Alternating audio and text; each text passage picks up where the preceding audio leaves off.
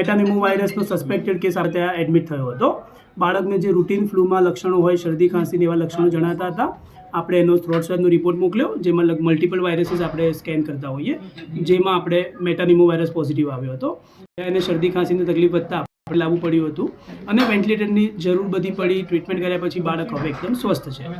અચ્છા સાહેબ, કેમ રિપોર્ટ કરવાની જરૂર પડી? તમને કયા સિમ્ટમ્સ એવા લાગ્યા કે રિપોર્ટ કરવો? જ્યારે બાળક એટિપિકલ પ્રેઝન્ટેશન અમે કહીએ કે બહુ શરદી ખાંસી સાથે, તાવ સાથે, બ્રેથલેસનેસ હોય અને બાળકને ઓક્સિજન મેન્ટેન ના કરતું હોય અને વેન્ટિલેટર પર લેવું પડે, ત્યારે અમે સસ્પેક્ટ કરતા હોય કે કોઈ એટિપિકલ વાયરસીસ, ઇન્ફ્લુએન્ઝા, કોરોના એવા અલગ અલગ વાયરસીસમાંથી કોઈ વાયરસ નથી બાળકને ઇન્ફેક્ટ કરી રહ્યો ને એ અમે નોર્મલી જોતા હોઈએ. એટલે મેટાનિમો વાયરસ જે પ્રમાણે બાળકની ટ્રાવેલ હિસ્ટ્રી નથી અને ઓલરેડી બાળક જન્મ પર વેન્ટિલેટર પર રહ્યું હતું, સલ્ફેક્ટન નામનું ઇન્જેક્શન આપ્યું હતું અને ઓક્સિજન લાંબો ટાઈમ જરૂર પડી હતી, તે જોતાં બાળકને સાદો મેટાનિમો વાયરસ જે અમે રૂટીનલી આઈસીયુમાં જોતા હોઈએ એ વાળો ઇન્ફેક્શનનું જ વધારે લાગે છે.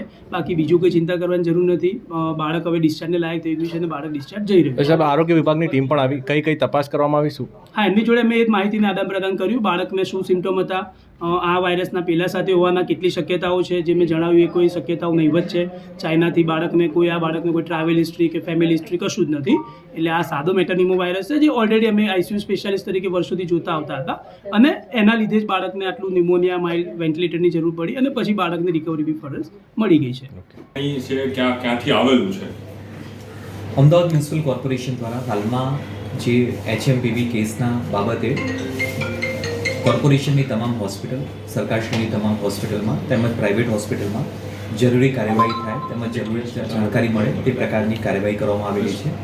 આજ રોજ અમદાવાદ શહેરની ચાંદખેડા વિસ્તારની એક પ્રાઇવેટ હોસ્પિટલમાંથી 2 મહિનાનું મેલ ચાઇલ્ડ જે મેટાનિમો વાયરસ પોઝિટિવ ડિટેક્ટ થયેલ છે.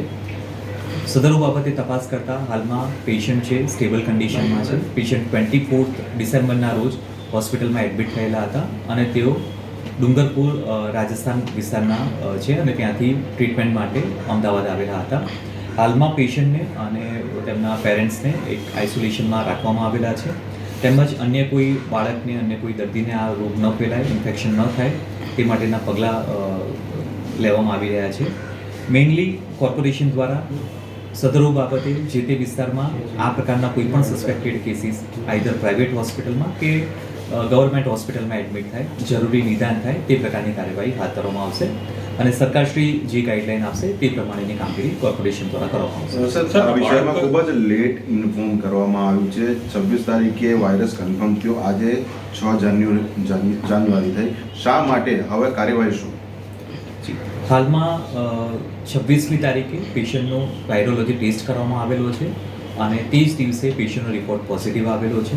હોસ્પિટલ તરફથી અત્રે જાણ કરવામાં આવેલી નથી. તે બાબતે એક શિક્ષાત્મક પગલાંના ભાગરૂપે હાલમાં તેઓને નોટિસ આપવામાં આવેલી છે અને જરૂરી કાર્યવાહી પણ હાલમાં કરવામાં આવશે. સર, બાળકની હિસ્ટ્રી જોઈએ તો કયા પ્રકારની, મતલબ ફેમિલી સાથે અહીંયા રહેતું હતું કે અહીંયા આગળ માત્ર સારવાર કરવા માટે આવેલું હતું અથવા કોઈ શ્રમિક પરિવારનું બાળક છે?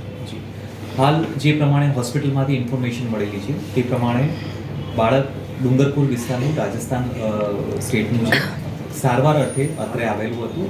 પેશન્ટને જ્યારે અગાઉ 24 એડમિટ થયેલું હતું તે દરમિયાન રેસ્પિરેટરી ઇન્ફેક્શન, એના ડિસ્ટ્રેસના ચિહ્નો પેશન્ટમાં જણાતા હતા. ત્યારબાદ પેશન્ટને ઓક્સિજન સપ્લાય આપવામાં આવેલો છે. ઇવન પેશન્ટને વેન્ટિલેટર પર પણ મૂકવામાં આવેલું હતું. હાલમાં પેશન્ટ સ્ટેબલ છે અને તેને એક્સટ્યુબેટ પણ કરવામાં આવેલ છે.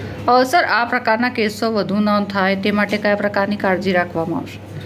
હાલમાં તમામ પ્રાઇવેટ હોસ્પિટલમાં, તમામ સરકારી હોસ્પિટલમાં આવા કોઈ પણ ચિહ્નો જણાય તેનું એક પ્રોપર ડાયગ્નોસિસ થાય તે પ્રકારની કાર્યવાહી હાથ ધરવામાં આવેલી છે અને સમય પ્રમાણે જે પ્રમાણે આગળ ગાઈડલાઈન આવશે તે પ્રમાણે કોર્પોરેશન દ્વારા જરૂરી કાર્યવાહી કરવામાં આવશે.